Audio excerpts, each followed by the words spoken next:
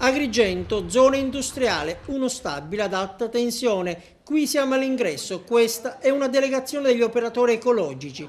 Qui siamo invece al primo piano, loro sono alcuni dei dipendenti dell'ex consorzio ASI, il filo conduttore. Entrambe le categorie sono senza stipendio da mesi, c'è forte preoccupazione per il presente, nubi e incertezze per il futuro. I netturbini oggi e domani in sciopero, si annuncia così nei 19 comuni consorziati al lato GESA G2, complice anche la chiusura della discarica di Siculiana, una nuova emergenza vissuta appena 2 mesi fa.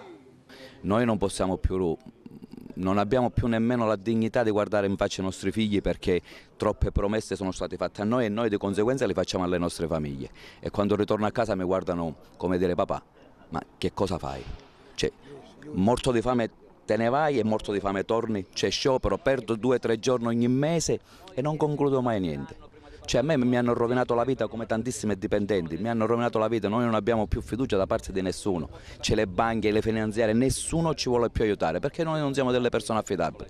Una situazione disperata e insostenibile, urlano i lavoratori, destinata addirittura ad aggravarsi nei prossimi giorni. Il 12 novembre scade infatti l'ultimatum imposto dalle imprese che si occupano del servizio al commissario liquidatore del lato GESA G2. Se entro quella data non riceveranno i circa 12 milioni di euro e il credito fin qui vantato, le ditte rescinderanno il contratto e saranno costrette a licenziare gli operai. Noi operai di male in peggio perché effettivamente poi oltre a essere sempre in ritardo con i pagamenti poi saremo disoccupati.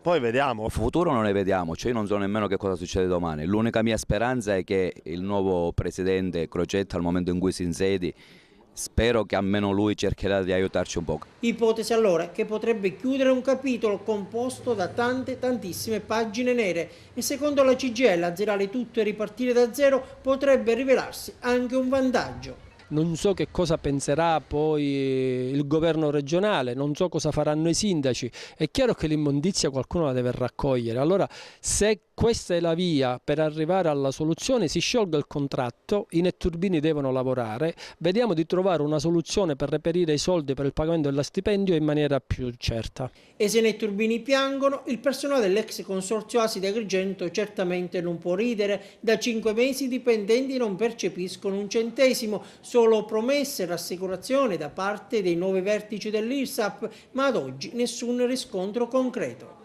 Dire preoccupati forse è un eufemismo, siamo ormai, come dire, sfiduciati. Come pensate di muovervi? Abbiamo dato mandato alle nostre organizzazioni sindacali di definire delle azioni di lotta anche eclatanti in modo che questa nostra protesta possa assurgere ed essere quantomeno sentita anche a livello di opinione pubblica. Noi adesso auspichiamo che il neopresidente eletto, il Crocetta, possa quantomeno come una delle prime priorità all'istituzione del nuovo governo interessarsi personalmente del problema.